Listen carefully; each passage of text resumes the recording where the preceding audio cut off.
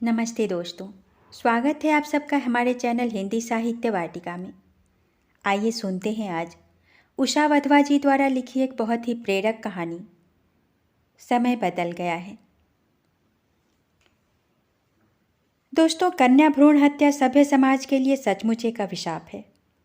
एक ओर हम बेटी को देवी मानकर उसकी पूजा करते हैं, दूसरी ओर कई स्थानों पर उसके जन्म पर शोक मनाया जाता है। लेकिन आज समय बदल गया है। आज की माँ इतनी कमज़ोर नहीं कि समाज के आगे घुटने टेक दे। अब वह अपने फैसले खुद ले सकती है और अपनी बेटी को जन्म देकर उसे एक मजबूत भविष्य दे सकती है। इसी विषय पर आधारित कहानी है समय बदल गया है। तो आइए सुनते हैं कहानी। विधाता की मेहर है मुझ पर। समझदार पति गिरीश और हमारी गुड़िया सी बेटी सौम्या, जिसकी चटर पटर से घर में रौनक है। पिछले 7 वर्ष से हम पति पत्नी एक ही बैंक में हैं। यहीं मिले और फिर परिवार वालों की रजामंदी से शादी हो गई। प्यारी सी बेटी हुई। अब हमारे घर में एक नई खुशी जुड़ने वाली है। सौम्या ने जब से सुना है उत्साहित है। कल गिरीश ने सुझाव दिया कि क्यों न हम अपने आने वाले बच्चे का लिंग परीक्षण करवा लें, और मैंने बिना सोचे समझे हामी भी भर दी। अगले 3-4 महीने बैंक में व्यस्तता बढ़ने वाली है और मैं उससे पहले शिशु की सारी खरीदारी करना चाहती हूँ। अपनी ही खुशी में डूबी मैं डॉक्टर रत्ना कोठारी के क्लिनिक पहुँच गई। डॉक्टर रत्ना सौम्या के समय से ही मेरी डॉक्टर हैं। गिरीश और उसके पति स्कूल के दिनों के साथ ही रहे हैं। डॉक्टर कुछ देर बाद आईं तो क्षमा मांगते हुए बोली कि उनकी माँ की तबीयत ठीक नहीं है, इस वजह से देरी हो गई। बोली, हम 2 बहनें हैं और पिता के जाने के बाद से माँ बारी बारी हम दोनों के पास रहती हैं। अब उम्र ज़्यादा है तो मैं उन्हें अपने पास ज़्यादा रखती हूँ। मुझे मालूम है कि गर्भस्थ शिशु की लिंग जांच कराना कानूनन अपराध है, लेकिन गिरीश ने दोस्ती का लाभ उठाते हुए पहले ही फ़ोन पर बात कर ली थी। डॉक्टर ने बताया कि बच्चा स्वस्थ है, सही विकास हो रहा है, और हाँ, आपके घर एक गुड़िया आने वाली है। उन्होंने यह बात आखिर में कही। शाम को मैंने गिरीश को यह बात बताई तो उनके चेहरे के भाव बदल गए। रात में सौम्या के सो जाने के बाद गिरीश मेरे पास आकर बोले, इस बार तुम अबॉर्शन करवा लो। मैंने शायद कुछ गलत सुना। मुँह से निकला, क्या? तुमने क्या कहा? गिरीश ने अपनी बात दोहरा दी तो मैंने पूछा, लेकिन क्यों? इसलिए कि एक बेटी पहले से है, हमें अब बेटा चाहिए क्योंकि बच्चे 2 ही होने हैं। मुझे अचंभित देखकर गिरीश बोले, शुचि, अब 4-5 बच्चे तो होते नहीं, हमें 2 बच्चे चाहिए और दोनों बेटियां हो गईं तो बुढ़ापे में देखभाल कौन करेगा? क्या गारंटी है कि बेटा देखभाल करेगा? मैंने भी प्रश्न दागा। देखो शुचि, बेटियों को पढ़ाओ लिखाओ, शादी पर दहेज दो। हम रईस तो हैं नहीं, दोनों कमाते हैं, फिर भी कितना बचा पाते हैं? दहेज की डिमांड देखो कितनी बढ़ गई है। दहेज उत्पीड़न, दहेज हत्या जैसी खबरें देखकर तो मन तड़प उठता है। गिरीश मुझे समझाने का प्रयास कर रहे थे। मैं सोच भी नहीं सकती थी कि वह ऐसा प्रस्ताव रखेंगे। उन्होंने मुझे कभी अपने से कम नहीं समझा। सौम्या को भी बहुत प्यार करते हैं, फिर इस तरह कैसे सोच सकते हैं? अगली बार भी बेटी हुई तो? मैंने पूछा। गिरीश के चेहरे पर कठोर भाव घिर आया जो मेरे लिए नया था। अगली बार क्या होगा या अभी से क्यों सोचें? मैं रत्ना भाभी से बात करता हूँ, शायद काम बन जाए। आदेश न देते हुए भी अपेक्षा की जा रही थी कि उनकी बात बिना प्रतिवाद के मान ली जाए। पहले पता होता तो जांच ही न करवाती। बिस्तर पर जाते ही मुझे दादी की याद आने लगी।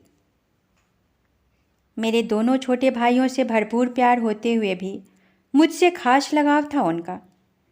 गोदी में बिठाकर अपने हाथों से खाना खिलाती, मेरी फ्रॉक तो क्या, समीजों तक पर बेल बूटे काट देती, मेरी गुड़िया के लिए तरह तरह के कपड़े गहने बनाती।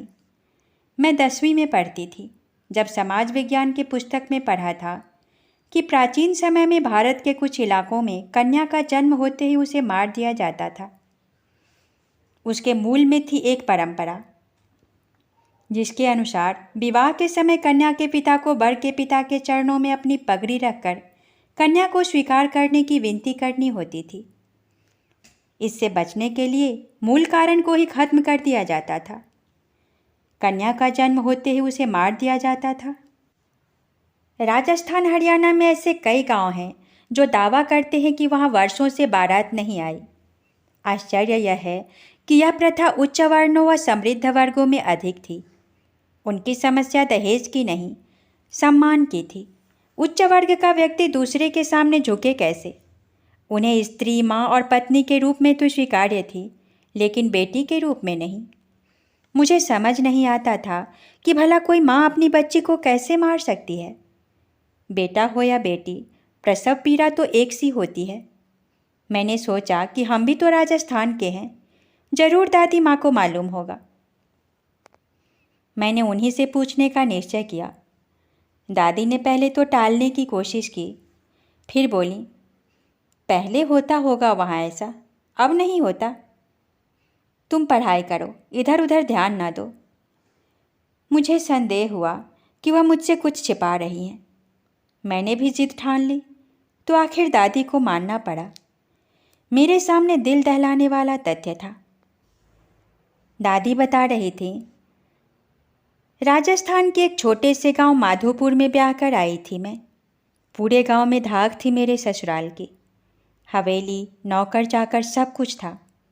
सारी स्त्रियां हवेली के पिछले हिस्से में रहती थीं।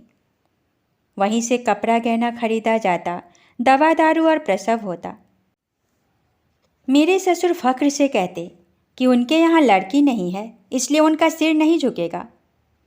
लड़की क्यों नहीं है, यह बात कोई नहीं पूछता था। सब जानते थे कि जो दाई जच्चगी के लिए आती थी उसके साथ अनुबंध था कि कन्या नहीं होनी चाहिए, हो तो उसे मार दिया जाएगा। चारपाई के पाए तले रखा और दाब दिया। तुम्हारे पिता के जन्म के बाद एक मेरी 3 बेटियां हुई थीं। उन हवेलियों के पिछले कमरों में न जाने ऐसी कितनी नन्ही जानों की चीखें हैं। दूसरी कन्या के जन्म पर इतनी उदारता की गई कि धाय ने उसे कोने में ले जाकर मारा। तीसरी बार भी कन्या हुई तो मैंने धाय से मिन्नत की कि सिर्फ रात भर उसे मेरे पास छोड़ दे। मुझे याद है वह रात। बच्ची मुझे देखती तो लगता कि जीवन की भीख मांग रही हो। बहुत शौक था मुझे बेटी पालने का। देर रात मेरी आंख लग गई। सुबह नींद खुली तो धाय ने बताया कि बिटिया तो रात में ही मर गई थी। क्रोध और आंसुओं को पी लिया मैंने। धाय को क्या कहती? बुजुर्गों की आज्ञा का उल्लंघन मेरे लिए भी असंभव था। यह प्रथा मेरे ही घर में नहीं थी, हर जगह यही हो रहा था। दादी का गला भर आया। रुक कर बोली, समय बदल गया है गुड़िया रानी। तुम अच्छे वक्त पर हुई हो, जीने का हक मिला तुम्हें। तुमसे मैंने भी अपने मन की साथ पूरी की, कहते हुए दादी ने प्यार से मेरा माथा चूम लिया था। करवटें बदलते हुए दादी के बारे में सोच रही हूँ। हाँ, यह सच है कि समय बदला है। दादी के समय स्त्रियां हवेलियों में बंद रहते हुए उम्र निकाल देती थीं। मेरी माँ पढ़ी लिखी हैं, नौकरी नहीं की, लेकिन हर सामाजिक आयोजन, ऑफिशियल पार्टीज में पिता के संग जाती हैं। बुजुर्गों के सामने सिर ढकती हैं, मगर दुनिया जहान की खबर रखती हैं। माँ के बाद अब मैं बैंक में नौकरी करती हूँ। अच्छा पद है, अच्छा वेतन। घर में हर मामले में मेरी राय की अहमियत है। पूंजी निवेश, आर्थिक योजनाएं जो पहले केवल पुरुष के अधिकार क्षेत्र में थीं, उनमें मेरी भी भागीदारी है। हमारी बेटी सौम्या अभी से स्पेस में जाने का ख्वाब देख रही है। उसके आदर्श कल्पना चावला व सुनीता विलियम्स हैं। दादी इसलिए खुश थी कि मेरे रूप में उन्हें कन्या के अस्तित्व को बचाने का मौका मिला। उन्हें यही बात बड़ी लगती थी, मगर अब तो कानून की अनदेखी करते हुए कन्या को गर्भ में ही मार देने की घटनाएं हो रही हैं। अब तो हम बेटी को जन्म ही नहीं लेने देते। सोनोग्राफी का आविष्कार गर्भस्थ शिशु के विकास को देखने के लिए हुआ था। कभी इसका ऐसा उपयोग भी होगा, यह तो कभी किसी ने ना सोचा होगा। दोषी कौन है? मेरे दादा, जिन्होंने 3 बेटियों की हत्या करवाई। गिरीश, जिन्होंने एक बेटी स्वीकार की लेकिन दूसरी बेटी नहीं चाहते। समाज, जिसने ऐसी परंपरा बनाई जिसमें लड़की को दोयम दर्जे पर रखा गया। पहले 5-7 बच्चों में 1-2 बेटे होते या भाई भतीजे होते, अब एकल परिवार है। जब समय इतना बदला है तो इस सोच को भी बदलना होगा कि बेटा ही बुढ़ापे का सहारा है। लड़कियां स्वावलंबी हैं तो क्या वे माता पिता की देखभाल नहीं कर सकती? डॉक्टर रत्ना भी तो माँ की सेवा कर रही हैं। सुबह तक मैंने संकल्प कर लिया, मैं बेटी को जन्म दूंगी। गिरीश को अपना नज़रिया बदलना होगा, समाज को भी बदलना होगा, क्योंकि जीवित रहने के लिए उसके सामने यही शर्त है। जो समाज समय के साथ खुद को नहीं ढाल पाता वह सड़ने लगता है और फिर नष्ट हो जाता है। धन्यवाद। आशा है कि यह कहानी आप लोगों को पसंद आई होगी। इस कहानी और वीडियो के संबंध में अपने विचार और सुझाव अवश्य भेजिएगा। और हाँ, यदि आप इस चैनल पर नए हैं तो कृपया हमारे इस चैनल को सब्सक्राइब जरूर कीजिएगा। शुक्रिया।